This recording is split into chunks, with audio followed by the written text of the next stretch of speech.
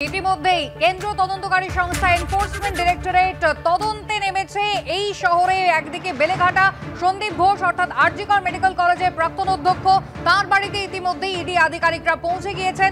সন্দীপ ঘোষ ঘনিষ্ঠ বিপ্লব সিংহ তার বাড়িতেও, যিনি ভেন্ডার বলে পরিচিত ছিলেন এবং এর সঙ্গে একেবারে একসঙ্গে কাজ করতেন সন্দীপ ঘোষ, যেমনটা জানা গিয়েছিল সিবিআই রিপোর্টে, সেই বিপ্লবের বাড়িতেও কিন্তু ইতিমধ্যেই ইডি আধিকারিকরা হাওড়ার সাঁকরাইলে এবং তার পাশাপাশি প্রসূন চট্টোপাধ্যায় যিনি পিএ বলে পরিচিত এই সন্দীপ ঘোষের তার বাড়িতেও কিন্তু ইতিমধ্যেই সোনারপুরে ইডি আধিকারিকরা পৌঁছে গিয়েছেন।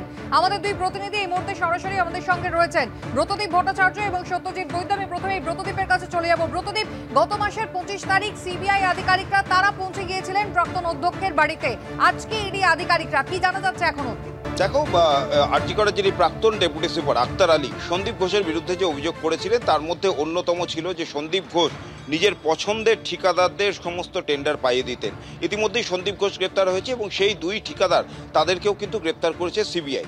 কিন্তু এই তিনজন ছাড়াও আর এই চক্রের মধ্যে আরও বেশ কয়েকজন রয়েছে, সেই সবের সন্ধানেই কিন্তু এবার ইডি তদন্ত নেমেছে। মূলত ইডির যেটা লক্ষ্য সেটা হচ্ছে যে এই যে দুর্নীতি, এই দুর্নীতির থেকে যে বিপুল পরিমাণ টাকা আত্মসাৎ করেছে সন্দীপ ঘোষ এবং তার অ্যাসোসিয়েটসরা, সেই টাকা কোথায় গেল সেই টাকার সন্ধান খুঁজে বের করা। তবে জানিয়ে রাখি, ইতিমধ্যেই বেলেঘাটার যে সন্দীপ ঘোষের যে বাড়ি, সেই বাড়িতে 6টা 40 নাগাদ ইডি আধিকারিকরা এসেছিলেন এবং বাড়িতে কিন্তু দুটি তালা ঝুলছে একদম বাইরের গেটে, এবং ভিতরের যে দরজা, যে মূল প্রবেশদ্বার, সেখানেও তালা ঝুলছে। বাড়ির ভিতরে আপাতত দৃষ্টিতে দেখে মনে হচ্ছে বাড়ির ভিতরে কেউ নেই। ইডি আধিকারিকরা তারা অপেক্ষা করছেন এবং তাদের প্রক্রিয়াগত একটি বিষয় রয়েছে, সেই কারণে তারা বেশ কিছুক্ষণ অপেক্ষা করার পর তারপর পরবর্তী পদক্ষেপ করবেন। কি করতে পারে ইডি, যেটুকুনি সূত্র মারফত জানা যাচ্ছে যে প্রথমত একটি সম্ভাবনা রয়েছে যে আজকে এখানে বেশ কিছুক্ষণ অপেক্ষা করার পর তার সন্দীপ ঘোষের পরিবারের লোকেদের সঙ্গে তাদের ডেকে পাঠানো হয়, কিন্তু তারা যদি না আসে তারপর ইডি এখানে একটি নোটিশ দিয়ে যাবেন এবং পরবর্তীতে আদালতে গিয়ে আদালতের অনুমতি নিয়ে পরবর্তী পদক্ষেপ হতে পারে। এবং দ্বিতীয় যে সম্ভাবনা রয়েছে যে আজকেই আদালতের থেকে অনুমতি নিয়ে তারা এই বাড়ির তালা ভেঙে ভেতরে ঢুকতে পারেন। এখন ইডি কি করবে সেটা হয়তো সময়ই বলবে। কিন্তু যে বিষয়টি তোমাকে আগে বলছিলাম যে এই দুর্নীতি চক্র, সন্দীপ ঘোষের যে দুর্নীতি চক্র, তার যে দুই একেবারে পছন্দের ঠিকাদার সুমন হাজরা এবং বিপ্লব সিংহ, তাদেরকে সমস্ত টেন্ডার পাইয়ে দিতেন। সেখানে কিন্তু শুধু এই দুজন নয়, আরও বেশ কয়েকজন রয়েছে। ইতিমধ্যে ইডি আধিকারিকরা তাদের একজনের বাড়িতেও পৌঁছে গিয়েছে। সত্যজিৎ আমার সহকর্মী কিছুক্ষণ আগেই দেখাচ্ছিল, বিপ্লবের ঘনিষ্ঠ এক ব্যক্তি তার বাড়িতে ইতিমধ্যেই ইডি পৌঁছে গিয়েছে এবং যেটা জানা যাচ্ছে সেই ব্যক্তি, তার নাম কৌশিক কোলে। এবং তার কি ভূমিকা ছিল এই গোটা দুর্নীতি চক্রে, শুধু এই কৌশিক কোলে নয়, আরও একাধিক ব্যক্তি এরম রয়েছে। সন্দীপ ঘোষ যে টেন্ডারগুলো পাইয়ে দিতেন এই সুমন এবং বিপ্লব সিংহকে, সেটা কিন্তু তিনি যেটা করতেন একেবারে নিয়ম যাতে বজায় থাকে কিংবা আপাত দৃষ্টিতে খোলা চোখে দেখে যেন মনে হয় স্বচ্ছভাবে টেন্ডার রয়েছে, তার জন্য বেশ কিছু ভুয়ো টেন্ডার দেওয়া হতো। অর্থাৎ একদিকে বিপ্লব সিংহ এবং সুমন হাজরা তারা যেমন টেন্ডার দিতেন, তাদেরই বেশ কিছু লোক ভুয়ো কিছু টেন্ডার সেখানে দিত।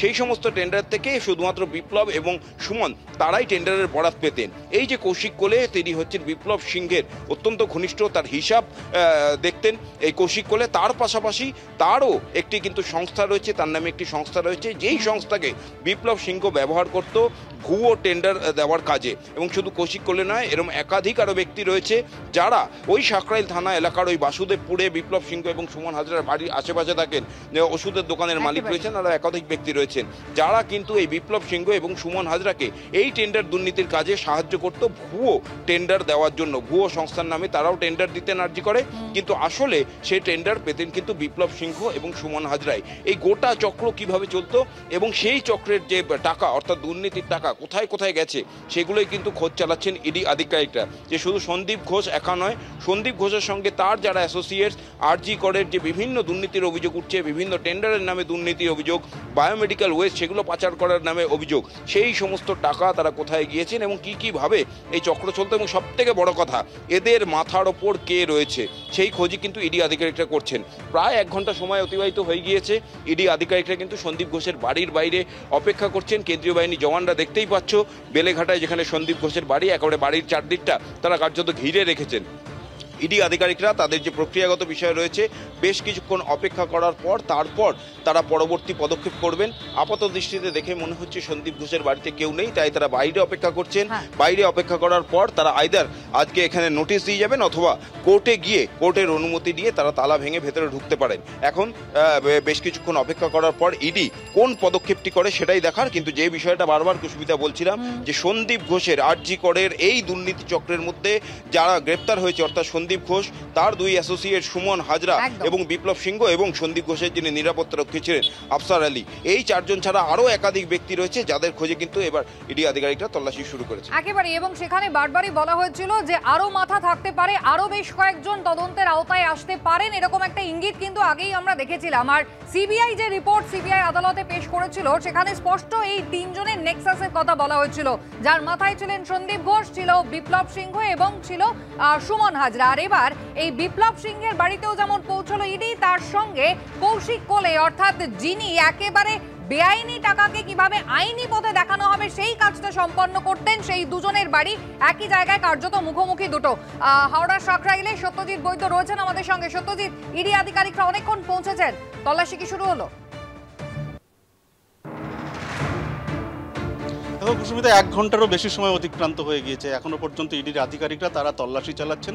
আমি যেখানে আছি তুমি দেখতে পাচ্ছ যে কেন্দ্রীয় বাহিনীর জওয়ানরা ঘিরে রেখেছে বিপ্লব সিংহের বাড়ি, এবং সেই বাড়ির পাশাপাশি এখানে কৌশিক কোলের বাড়ি, যার কথা তুমি বলছিলে, একদম ঢিলছোড়া দূরত্বে পরপর দুটো বাড়ি, দু জায়গাতেই কিন্তু ইডির আধিকারিকরা পৌঁছে গিয়েছেন। 1 ঘন্টারও বেশি সময় হয়ে গেল তারা তল্লাশি চালাচ্ছেন, এবং বাড়ির আশপাশে তুমি দেখতে পাচ্ছ কেন্দ্রীয় বাহিনীর জওয়ানরা রয়েছে। এবং বাড়ি তোমাকে দেখাবো, যে বিপ্লব সিংহের যে বাড়ি, সেই বাড়ির ছবি তোমাকে দেখাবো। এই বাড়িতে কিন্তু ইডির আধিকারিকরা রয়েছেন, এবং যেমন কি কি বিষয় খতিয়ে দেখা হচ্ছে, যেমনভাবে কিভাবে দুর্নীতি হয়েছে, কিভাবে টেন্ডার পাওয়া যেত, এবং তা এই সমস্ত কিছুর মূলে কারা রয়েছে, এই সমস্ত বিষয় কিন্তু খতিয়ে দেখা হচ্ছে। তুমি জানো যে বিপ্লব সিংহ ঠিকাদার এবং মা তারা ট্রেডার্সের মালিক, কিভাবে তিনি বরাত পেতেন এবং তারপর এই সমস্ত প্রক্রিয়া কিভাবে চলতো, আর্থিক দুর্নীতির এই সমস্ত বিষয় কিন্তু খতিয়ে দেখছেন ইডির আধিকারিকরা। এবং এই মুহূর্তে কিন্তু শুধুমাত্র এই বিপ্লব সিংহের বাড়ি নয়, এর পাশেই কিন্তু রয়েছে কৌশিক কোলের বাড়ি। এই দুটো বাড়িতেই কিন্তু তল্লাশি চলছে, অর্থাৎ অন্যান্য জায়গার পাশাপাশি কিন্তু হাওড়া সাঁকরাইলের এই দুটো বাড়িতে ইডির আধিকারিকরা পৌঁছে গিয়েছেন। ঘণ্টাখানেকেরও বেশি সময় অতিক্রান্ত হয়ে গিয়েছে। বিভিন্ন নথি, পরিবারের সদস্যদের সঙ্গে কথা বলা, এছাড়া কিভাবে এই সমস্ত প্রক্রিয়া চলতো, এই সমস্ত বিষয় কিন্তু খতিয়ে দেখছেন তদন্তকারী আধিকারিকরা। একেবারেই সত্যজিৎ, তুমি আমাদের সঙ্গে থাকো। অর্থাৎ একদিকে বেলেঘাটা, যেখানে সন্দীপ ঘোষ, যিনি বেলেঘাটার প্রাক্তন অধ্যক্ষ, বেলেঘাটা আরজিকর মেডিকেল কলেজের প্রাক্তন অধ্যক্ষ, সেই সন্দীপ ঘোষের বাড়িতে ইডি আধিকারিকরা পৌঁছেছেন। যদিও এখনো পর্যন্ত ভেতরে তারা ঢুকতে পারেননি, বাড়ির ভেতরে কেউ আছেন কিনা সেটা বোঝা যায়নি। অন্যদিকে এই সন্দীপ ঘোষ ঘনিষ্ঠ বিপ্লব সিংহ, যার কথা একেবারে আগেই জানা গিয়েছিল, একদিনে অ্যারেস্ট হয়েছিল বিপ্লব সিংহ, সুমন হাজরা এবং আফসার আলী। এই বিপ্লব সিংহের বাড়ি দেখতে পাচ্ছেন হাওড়া সাঁকরাইল। ইতিমধ্যে ইডি আধিকারিকরা তল্লাশি অভিযান শুরু করেছেন। আর এই বিপ্লব সিংহের বাড়ির একেবারে ঢিলছোড়া দূরত্বে রয়েছেন কৌশিক কোলে, যিনি একেবারে হিসেব নিকেশের কাজ করতেন। অর্থাৎ যেভাবে টেন্ডার ছাড়া এই ঠিকাদারদের একের পর এক কাজের বরাত পাইয়ে দিয়েছিলেন সন্দীপ ঘোষ বলে অভিযোগ, সেই সমস্ত টাকা পয়সার হিসেব নিকেশ যিনি রাখতেন, সেই কৌশিক কোলের বাড়িতেও কিন্তু ইতিমধ্যেই ইডি আধিকারিকরা পৌঁছে গিয়েছেন।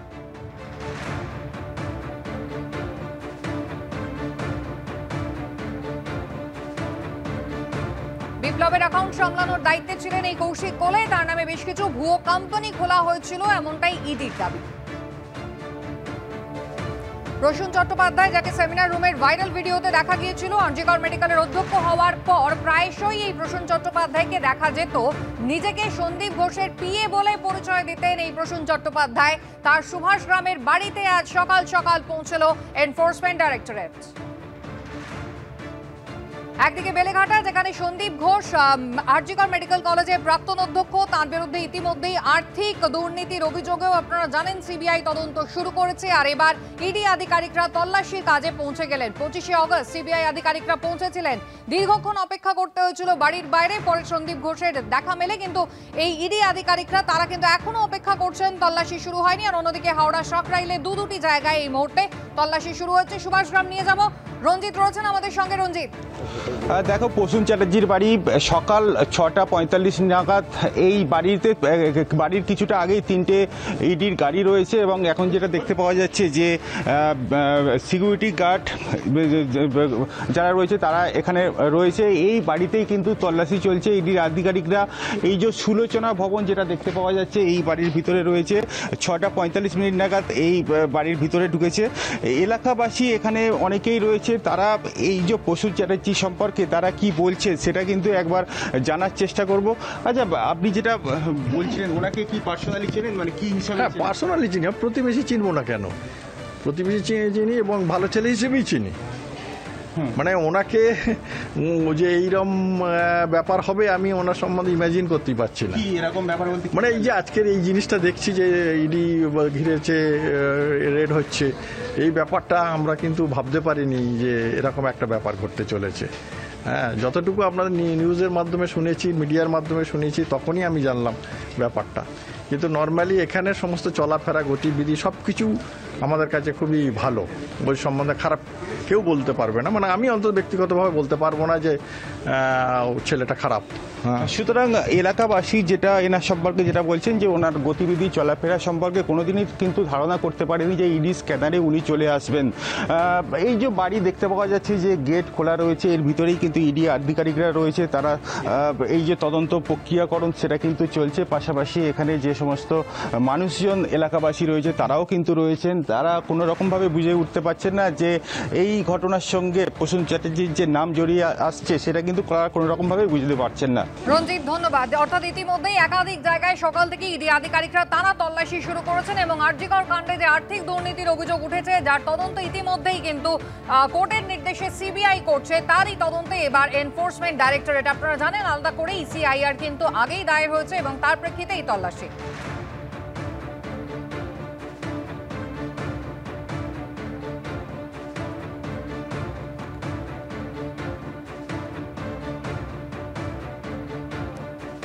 আপনাদের মনে থাকবে আলিপুরে বিশেষ সিবিআই আদালতে যে রিপোর্ট জমা দিয়েছিল কেন্দ্রীয় তদন্তকারী সংস্থা, সেখানে তারা এই নেক্সাসের দাবি করেছিল, যে নেক্সাসের মাথায় সন্দীপ ঘোষ ছিলেন এবং যেখানে এই বিপ্লব সিংহ এবং সুমন হাজরার নাম উঠে আসে।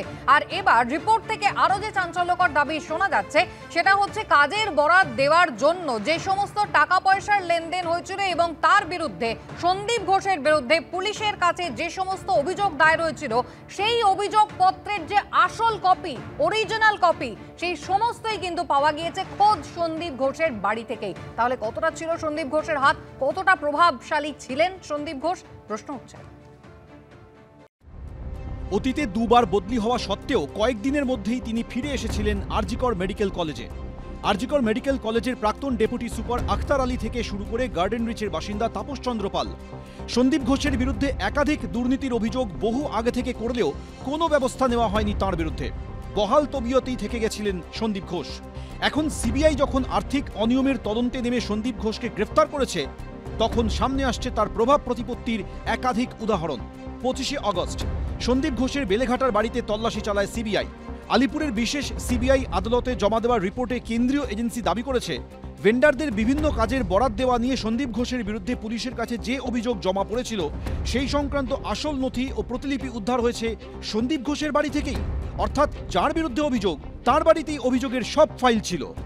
এখানেই শেষ নয়, আদালতে জমা দেওয়া রিপোর্টে সিবিআই আরও দাবি করেছে, সন্দীপ ঘোষ আরজিকর মেডিকেল কলেজে অধ্যক্ষ থাকাকালীন 2022 ও 23 সালে নিয়ম না মেনে 84 জন এমবিবিএস হাউস স্টাফ নিয়োগ করা হয়। দুর্নীতির মামলায় আরজিকর মেডিকেল কলেজের প্রাক্তন অধ্যক্ষ সন্দীপ ঘোষের পাশাপাশি তার অতিরিক্ত নিরাপত্তারক্ষী আফসার আলীকেও গ্রেফতার করেছে সিবিআই। মঙ্গলবার তাদের আদালতে পেশ করে সেই আফসার আলী সম্পর্কেও চাঞ্চল্যকর তথ্য তুলে ধরেছে সিবিআই। কেন্দ্রীয় তদন্তকারী সংস্থা সূত্রে খবর, আদালতে জমা দেওয়া রিপোর্টের 10 নম্বর পয়েন্টে তারা জানিয়েছে, সন্দীপ ঘোষের নিরাপত্তারক্ষী হওয়ার সূত্রেই আরজিকর মেডিকেল কলেজ হাসপাতালের বিভিন্ন কাজের বরাত পেয়েছিলেন আফসার। আরজিকর মেডিকেলে ক্যাফে খুলেছিল আফসারের স্ত্রীর মালিকানাধীন সংস্থা। কেন্দ্রীয় তদন্তকারী সংস্থার দাবি, টেন্ডারে অংশ নেয় 4টি সংস্থা, কিন্তু সন্দীপ ঘোষের সঙ্গে সুসম্পর্কের সুবাদে শেষমেশ বরাত পায় আফসারের স্ত্রী সংস্থা। আশ্চর্যের বিষয় হলো, আদালতে সিবিআই দাবি করেছে, খাতায় কলমে 4টি সংস্থা টেন্ডার প্রক্রিয়ায় অংশ নিলেও সবার নথিতেই দেখা গেছে হাতের লেখা একজনেরই। বরাত পাওয়ার পর যে 1 লক্ষ টাকা ফেরতযোগ্য থাকে না, সেটাও আফসারের স্ত্রী সংস্থাকে সন্দীপ ঘোষ ফেরত পাইয়ে দিয়েছিলেন। সিবিআই আদালতে দাবি করেছে, সরকারি নজরদারি এড়িয়ে নিজের প্রভাব খাটিয়ে সন্দীপ ঘোষ একাডেমিক ফান্ড ব্যবহার করে তার ঘনিষ্ঠ ঠিকাদারদের টাকা মিটিয়েছেন। পার্থপ্রতিম ঘোষ, এবিপি আনন্দ, কলকাতা। আজ সকাল থেকে ইডির আধিকারিকরা একাধিক জায়গায় তল্লাশি শুরু করেছেন। আর্থিক বেনিয়মের অভিযোগে যে মামলা দায়ের হয়েছে আরজিকর কাণ্ডে, তার প্রেক্ষিতেই কিন্তু এই তল্লাশি। আমি এই জায়গায় সমীর বাবুর কাছে আসবো। সমীর বাবু, আজকে সুপ্রিম কোর্টে একটা হিয়ারিং রয়েছে আর্থিক দুর্নীতির মামলায় সিবিআই তদন্ত নির্দেশকে চ্যালেঞ্জ করে সুপ্রিম কোর্টের দ্বারস্থ হয়েছেন সন্দীপ ঘোষ। আজকে সেই মামলা শুনানি রয়েছে, কিন্তু আমি কয়েকটা জিনিস জানতে চাই। সেটা হচ্ছে যে সিবিআই তদন্তের নির্দেশকে চ্যালেঞ্জ করছেন সন্দীপ ঘোষ, কিন্তু কেন? সিবিআই তদন্ত যদি না করে, রাজ্য পুলিশ যেভাবে কাজ করেছে, সন্দীপ ঘোষের বিরুদ্ধে টেন্ডার ছাড়া একের পর এক কাজের বরাত দিয়ে দেওয়ার অভিযোগ তার পছন্দের দুজন ভেন্ডারকে মূলত এবং তাদের পরিবারকে, এতগুলো অভিযোগ, যেখানে টাকা নয়ছয় হয়েছে, একাডেমিক ফান্ড নষ্ট হয়েছে, সেখানে রাজ্য পুলিশ সবটাই জানতো, কলকাতা পুলিশ সবটাই জানতো। অরিজিনাল কমপ্লেন যেটা জমা পড়েছিল সেইটা থানায় থাকার বদলে সেটা রয়েছে সন্দীপ ঘোষের বাড়িতে। তাহলে এ কি ধরনের বিচার? সেই কারণেই সিবিআই তদন্তের নির্দেশ, কোর্ট মনিটর সিবিআই তদন্তের নির্দেশ।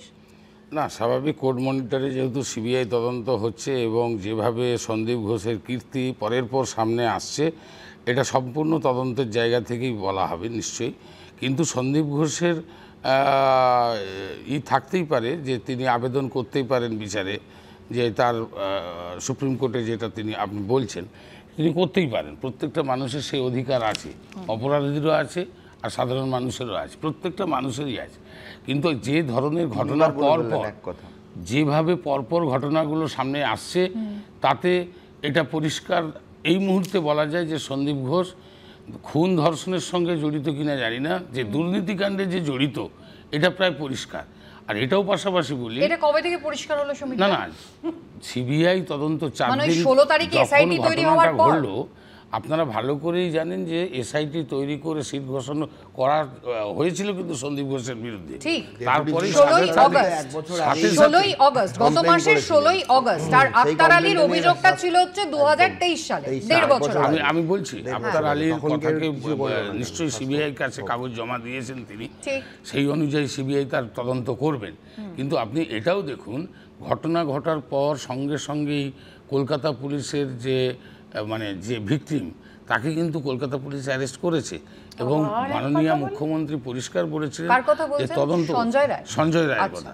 তো স্বাভাবিকভাবে সঙ্গে সঙ্গে যে অ্যাকশনটা খুব ভাবেই নেওয়া হয়েছে। আমি মূলত আর্থিক দুর্নীতির প্রসঙ্গে আপাতত আলোচনাটা এখানেই সীমাবদ্ধ রাখতে চাই। যে এই জায়গায় একবার শত্রুপাতির কাছে আসি। শত্রুপাতি, তাহলে প্রশ্নটা হচ্ছে যে সিবিআই তদন্তের নির্দেশকে চ্যালেঞ্জ করতে চাইছেন সন্দীপ ঘোষ। আজকে মামলা শুনানি রয়েছে সুপ্রিম কোর্টে, তিনি চ্যালেঞ্জ করছেন। তার কারণটা কি? এতদিন পর্যন্ত 1.5 বছর আগে প্রাক্তন ডেপুটি সুপার আক্তার আলী অভিযোগ করেছিলেন, একাধিক অভিযোগ, রাজ্য সরকার, কলকাতা পুলিশ কিচ্ছু করেনি। শুধু তাই না, সরকারি 4 স্বাস্থ্য দপ্তরে তিনি সংক্রান্ত 4টে দপ্তরে অভিযোগ জানিয়েছিলেন, লাভ হয়নি। আচ্ছা, তাপস চন্দ্র পাল তিনি অভিযোগ জানিয়েছিলেন, টালা থানা কিন্তু ক্লিন চিট দিয়ে দিয়েছিল এই সন্দীপ ঘোষকে। এরপরে কি হলো, একটা এসআইটি তৈরি হলো 16 তারিখ, 19 তারিখ থেকে কার্যকর হলো, আর 23 তারিখ 4 দিনের মাথায় কলকাতা হাইকোর্ট কিন্তু একেবারে স্বতঃপ্রণোদিতভাবে সিবিআই তদন্তের নির্দেশ দিয়ে দিল। তাহলে কলকাতা পুলিশের আশ্রয় সন্দীপ ঘোষ কোথাও ভালো ছিলেন, সেই কারণেই সিবিআই তদন্তে আপত্তি তার। শোনো, একটা কথা আছে না, অতি বিনয় চোরের লক্ষণ। যে সন্দীপ ঘোষের হচ্ছে ঠিক তাই। পাড়ার লোক বলছে না ওর মতন ভালো লোক হয় না, সত্যি এত ভদ্র, এত ভালো। মুখ্যমন্ত্রী বোধহয় সেরকমই মনে করেছিলেন। মুখ্যমন্ত্রীর কি আত্মীয়তা আছে, কি ধরনের আত্মীয়তা আছে আমি জানি না, আমার জানার দরকারও নেই। কিন্তু মুখ্যমন্ত্রীর প্রশ্রয় এতটাই এখনও সে আছে যে পুলিশ তো অবভিয়াসলি এখনও দোষ দেখতেই পেল না। এখনও সন্দীপ ঘোষ মনে করছে যে সুপ্রিম কোর্টকে বলা যেতেই পারে যে সিবিআই আমার ওপর অন্যায় করছে। তুমি দুটো ঘটনা বললে, আমি একটু তারও আগে যাচ্ছি। 2023 সালে মাননীয় রাজ্য সভাপতি, আমাদের মাননীয় রাজ্য সভাপতি ডক্টর সুকান্ত মজুমদার চিঠি লিখেছিলেন। সেখানে 13টা পয়েন্ট অফ ডিসক্রিপেন্সি ছিল যে সন্দীপ ঘোষ এই আরজি করছে। আমি ডিটেলসে যাচ্ছি না, সবাই অলরেডি জানে সেটা, যেটা এখন আক্তার আলী তুলছেন। আচ্ছা, সেইটা কিন্তু হেলথ মিনিস্টার তখন মুখ্যমন্ত্রীকে দেওয়া হয়েছিল, মমতা ব্যানার্জিকে দেওয়া হয়েছিল with a copy to governor of West Bengal. কোনো নরণচরণ হয়নি। এখন তুমি যদি তারও আগে বলো যে মুখ্যমন্ত্রী যখন স্পেনে ছিলেন, আরজি করের স্টুডেন্টসরা তারা করে বের করে দিয়েছিল, তোমাদের ক্যামেরায় আমরা দেখেছি সন্দীপ ঘোষকে। মুখ্যমন্ত্রী তড়িঘড়ি করে স্পেন থেকে বেরোতে এসে আগে তাকে বসিয়ে দিল প্রিন্সিপালের ঘরে, এবং সেই প্রিন্সিপালের ঘরে তালাচাবি খুলে তিনি আবার বহাল রইলেন। এরপরেও সেই দিন যে ঘটনা ঘটলো, খুব বড় বড় করে তৃণমূল স্পোক্সপারসনরা এসে বললো মানবিকতার খাতিরে নাকি সন্দীপ ঘোষকে এক জায়গা থেকে সরিয়ে আরেক জায়গায় বসিয়ে দেওয়া হলো।